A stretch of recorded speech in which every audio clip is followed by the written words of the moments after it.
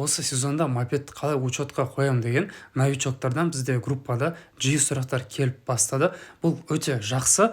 Сондай новобранецтер бізге қосылып жатыр. Жаймен өзіміздің бұрынғы күшімізді жинап келе жатырмыз. Бұрынғы деңгейге жетеміз. И қазір түсіндіріп айта кетейін. Мысалы, сен новичоксың, жаңадан мопед сатып алдың. Енді саған сол мото салонынан, мопед салонынан, магазиннен, базардан соңға апару керек. Өзің оған отырып о жаққа апарсаң, онда саған штраф салуы мүмкін, потому что қазір мопедтер механическое транспортное средство и машиналарда сияқты номерсіз жүруге болмайды. Поэтому мой совет, кеңесім, грузовойға тиеп апарасын. Сосын сверкаға көрсету керек. Мысалы, Алматы жайлы мен айта кетейін, но басқа қалаларда принцип осындай примерно. Мына оң жақта мынандай бір склад сияқты, гараж сияқты не тұрады, ангар. Сол жаққа, короче, апарасын сверкаға. Олар сен ВИН кодын тексереді, сосын акт свидетельства деген мынандай бір қағаз береді. Сол жаққа 49 куб деп саған жазып береді.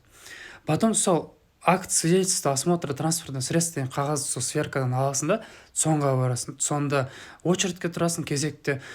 Сен еще қолыңда договор купли-продажи болу керек. Ол алып сатып алу келісім шарты, что сен шынымен де сол магазиннен мопед сатып алдың деген, и сол магазиннің печати болу керек. Кейде ол договор купли-продажды сұрамайды. Кейде сұрап қалады 50-50, бірақ өзіңмен болған ол жөн.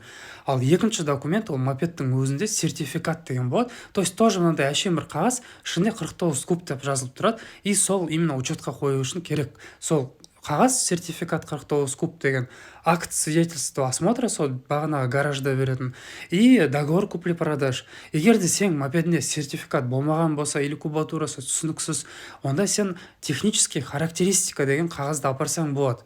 Бұл осындай қағаз, қазір мен саған айтам, бұл образецін қаяқтан табуға болатын. В общем, бағанағыда сертификат сенде болмаса, осындай қағазды печатать етесің, о жақта өзің мопеддің атауын, дата выпуска, название, ВИН, цвет и рабочий объем міндетті түрде 49 куб деп жазылып тұру керек.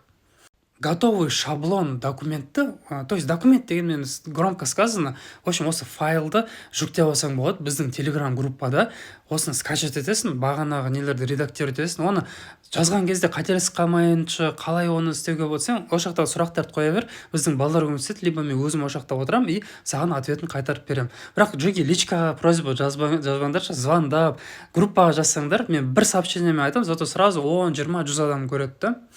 Қосылу үшін группаға, бұл телеграм группа, телеграм болмаса скачать ете ал, потому что WhatsApp-қа қарағанда телеграм потолок қой. Міне, альтер астыңғы сызық 2023 деп тересің поискта. Біз 2023-тен бері келе жатырмыз осы группамыз. И сол жақта түсіндіріп айтып береміз, и по учету және де өзіңмен 15-20 мың теңге алып ал, әртүрлі госпошлина, номерген төлейсің.